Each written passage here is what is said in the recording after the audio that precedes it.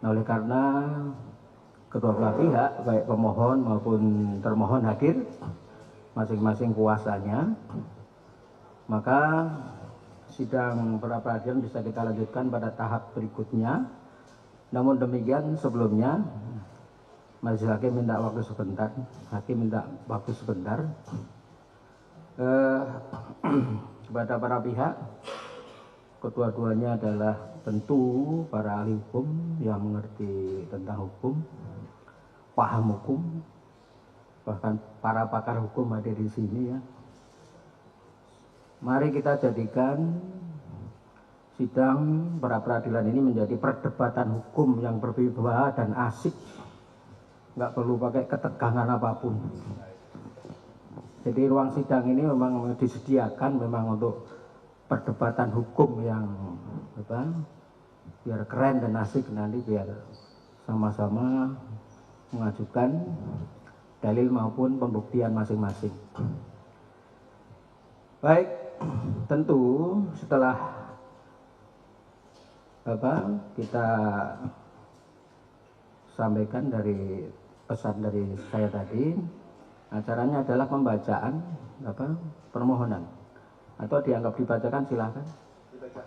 Dibacakan, silahkan.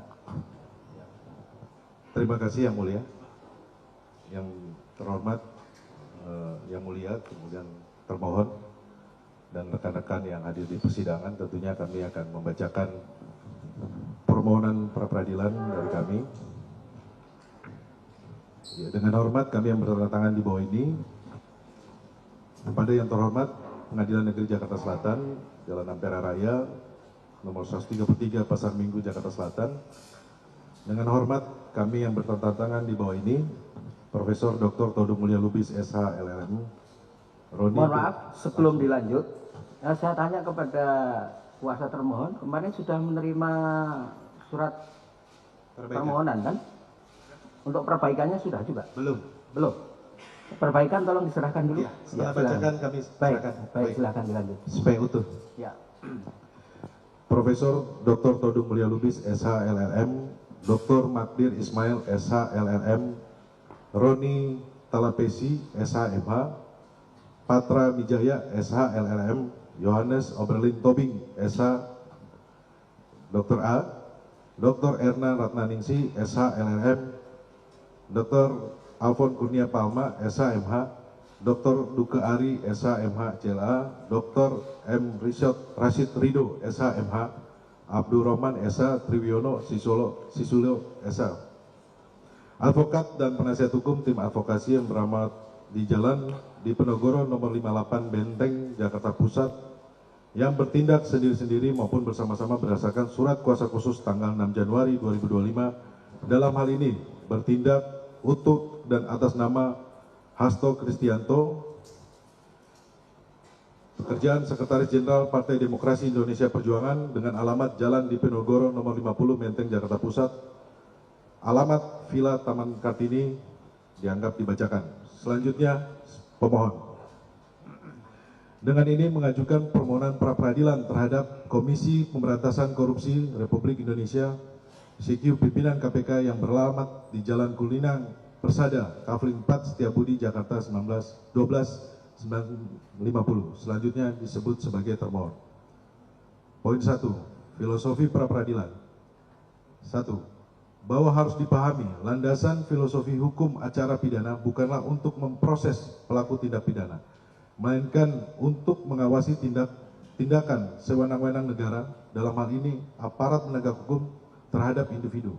Landasan tersebut didasarkan pada fungsi instrumentasi asas legalitas dalam hukum acara pidana sedikit banyaknya akan mengekang hak asasi manusia, karena seseorang yang dinyatakan sebagai tersangka dapat dilakukan upaya paksa mulai dari penggeledahan, penyitaan, pemblokiran rekening, pencekalan, larangan berpergian ke luar negeri, sampai penangkapan dan penahanan.